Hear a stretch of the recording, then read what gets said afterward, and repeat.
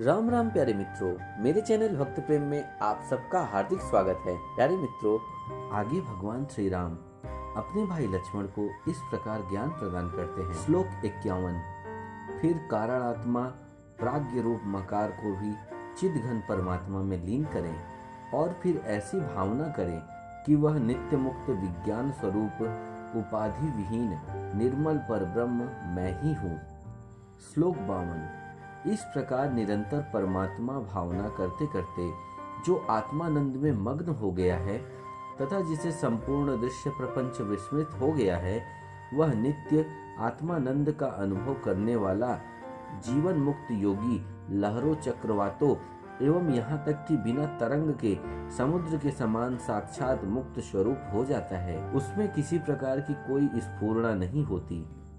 जब इस दृश्यगत जगत रूपी प्रपंच को जीवात्मा जान लेता है एवं उसे ज्ञान स्वरूप परमात्मा में लीन कर देता है, तब वह ब्रह्म में स्थित हो जाता है। उसे यह अनुभव होने लगता है कि परब्रह्म मैं ही हूँ।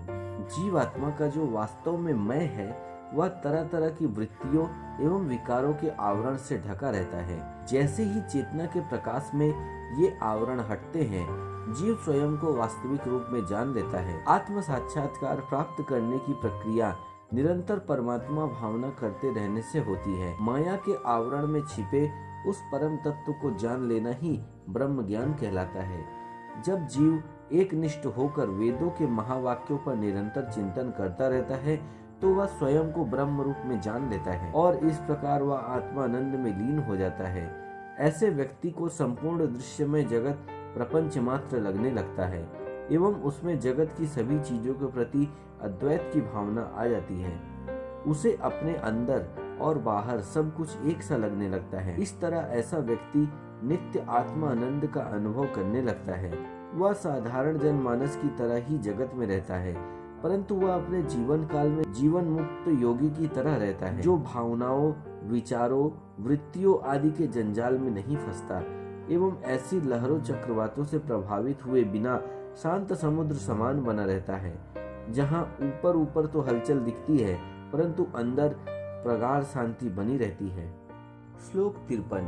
इस प्रकार जो निरंतर समाधि योग का अभ्यास करता है, जिसकी समस्त इंद्रियों से संबंधित विषय निवृत्त हो गए हैं तथा जिसने काम क्रोध आदि संपूर्ण शत्रुओं को परास्त कर दिया है, उस छहों इंद्रियों जिसमें मन और 5 ज्ञानेंद्रियां हैं, उसको जीतने वाले महात्मा को मेरा निरंतर साक्षात्कार होता रहता है। हमारी इंद्रियां स्वभाव से अपने अपने विषयों की ओर आकर्षित होती हैं। इसमें मन इंद्रियों की सहायता करती है, अतः मन को छठी इंद्रिय भी कह सकते हैं।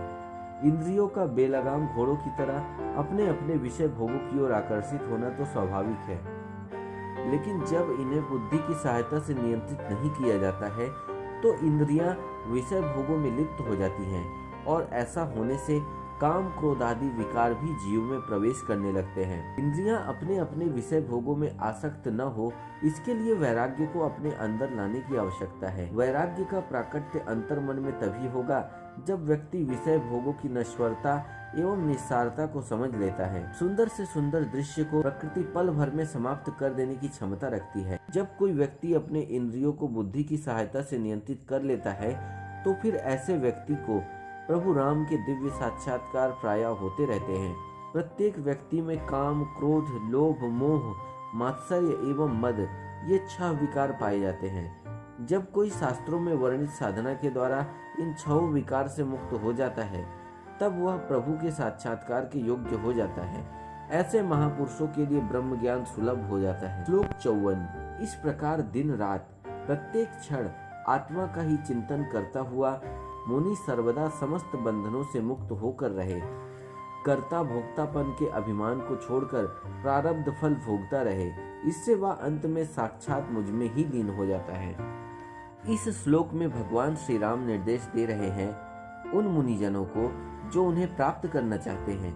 भगवान कह रहे हैं कि उन्हें प्राप्त करने की इच्छा रखने वाले संत के लिए यह आवश्यक है कि वह दिन रात हर क्षण आत्मा का ही चिंतन करे एवं संसार के समस्त बंधनों से मुक्त होकर रहे। आत्मा चिंतन मात्र वही कर सकता है जो देह भाव से मुक्त हो, अर्थात उसे पक्का पता चल गया हो कि वह देह नहीं है, क्योंकि जब तक व्यक्ति अपने आप को देह रूप में जानता है तब तक वह देह के स्तर पर ही जी रहा होता है। देह के स्तर पर जीने वाले व्यक्ति का मन स्वाभाविक रूप से भौतिक पदार्थों को भोगने में ज्यादा आसक्त रहता है। ऐसा मन जो संसार के भोगों में उलझा हुआ है वह भला दिन रात प्रत्येक क्षण आत्मा का ही चिंतन करे, भला ये कैसे हो सकता है।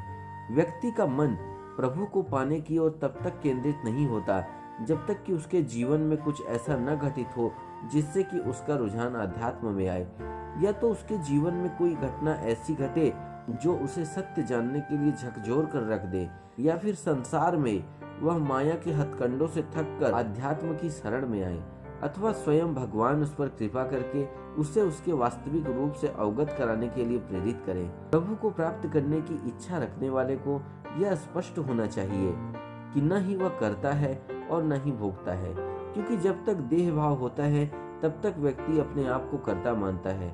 कर्ता मानने का भाव इसलिए होता है क्योंकि प्रकृति के गुण हमेशा कार्यरत रहते हैं, इनके कारण ही हम कर्म करते रहते हैं, इसलिए भी हम में कर्ता होने का भाव उत्पन्न होता है। हमारा शरीर पंच तत्वों का ढांचा है और हम पंच तत्वों से परे हैं, क्योंकि संसार में भोगने का साधन शरीर ही है एवं हम शरीर से परे हैं, तो इसलिए हम भोगता भी नहीं है। प्रभु प्राप्ति की इच्छा रखने वाले संत को चाहिए कि वह उसके प्रारब्ध में मिलने वाले सुख दुख को अविचलित रहते हुए भोगे। ऐसे गुणों वाला संत अंत में भगवान राम में ही लीन हो जाता है। इस बात को स्वयं भगवान कह रहे हैं। श्लोक 55।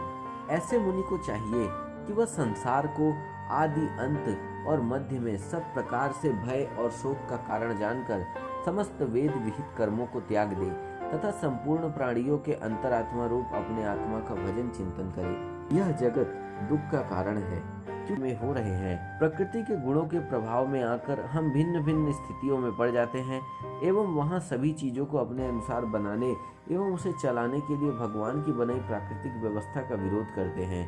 विरोध की स्थिति में या तो हमारे हाथ सफलता लगेगी या फिर असफलता।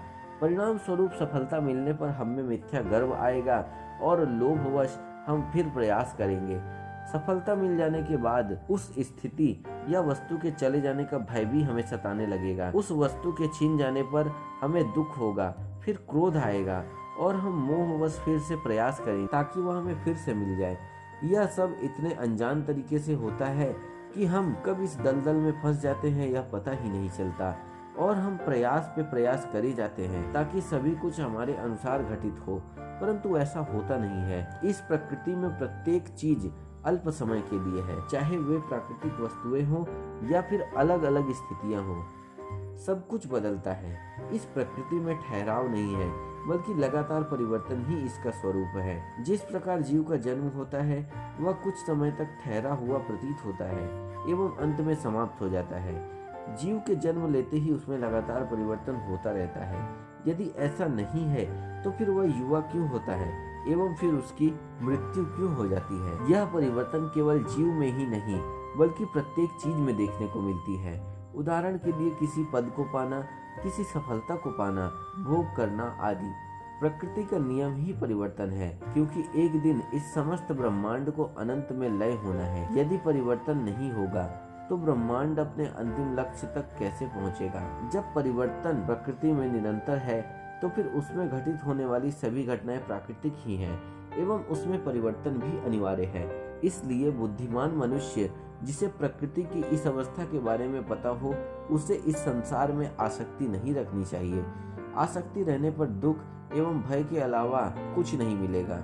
इसलिए भगवान की प्राप्ति की चाह रखने वाले संत को चाहिए कि वह इस संसार के शुरू की अवस्था, मध्य की अवस्था एवं अंत की अवस्था में सभी प्रकार से भय और शोक का कारण जानकर वेदों में वर्णित कर्मों को त्याग दे, अर्थात वह उसे आसक्त हुए बिना निस्वार्थ भाव से करे। वह अपनी ही आत्मा का सभी जीवों में निवास करने वाले आत्मा रूप में जानकर उसका चिंतन करे एवं भजन करे।